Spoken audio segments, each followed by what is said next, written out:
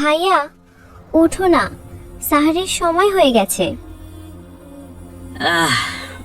এই ঘুমটাই তো সবচেয়ে মিষ্টি, আর ঠিক তখনই উঠতে হয়।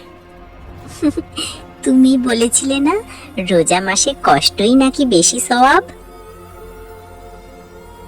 হ্যাঁ মিম, আল্লাহ এই কষ্টটাই সবচেয়ে বেশি ভালোবাসেন। ভাইয়া একটা কথা বলো, রোজা কি শুধু না খেয়ে থাকা?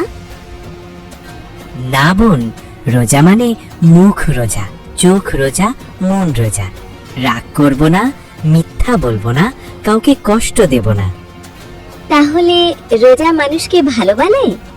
ঠিক তাই। এবার ফ্রেশ হয়ে আসি। নিয়ত ঠিক থাকলে রোজা সহজ হয়ে যায়। রমজান মাস মানুষকে নতুন করে গড়ে তোলে।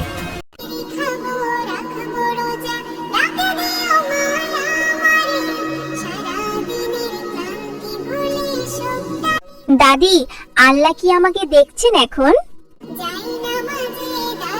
হ্যাঁ মা, আর তোমার রোজাটা দেখে তিনি খুশিও হচ্ছেন।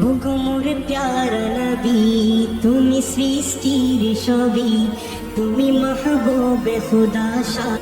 ভাইয়া আজ খুব খিদে লেগেছিল। তুমি কি করলে তখন? চোখ বন্ধ করে বলেছি, হে আল্লাহ, শুধু তোমার জন্যই না খেয়ে আছি। এই কথাটাই ফেরেশতারা লিখে রাখে।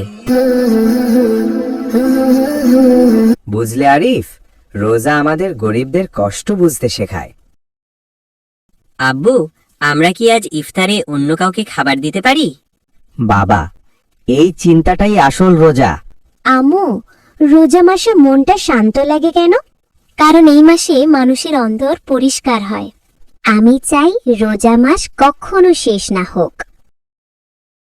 হে আল্লাহ, আমাদের রোজা কবুল করো। ভাইয়া, রমজান শেষ হলে যদি এমন না থাকি? আমরা চেষ্টা করব রমজানের মানুষ হয়ে থাকতে। যে পরিবার রোজার শিক্ষা ধরে রাখে, আল্লাহ তাকে কখনো একা করেন না। ইনশাআল্লাহ আমরা পারবো। রমজান শুধু একটি মাস নয়, রমজান হলো একটি চরিত্র, যে চরিত্র মানুষকে আল্লাহর কাছাকাছি নিয়ে যায়। ইনশাআল্লাহ আমরা সবাই চেষ্টা করব রোজা থাকার, আল্লাহ তাআলার কাছে সন্তুষ্টি লাভের জন্য। আল্লাহ আমাদের সবাইকে তৌফিক দান করুক, আমিন। ভিডিওটা ভালো লাগলে লাইক, কমেন্ট, শেয়ার এবং সাবস্ক্রাইব করতে ভুলবেন না।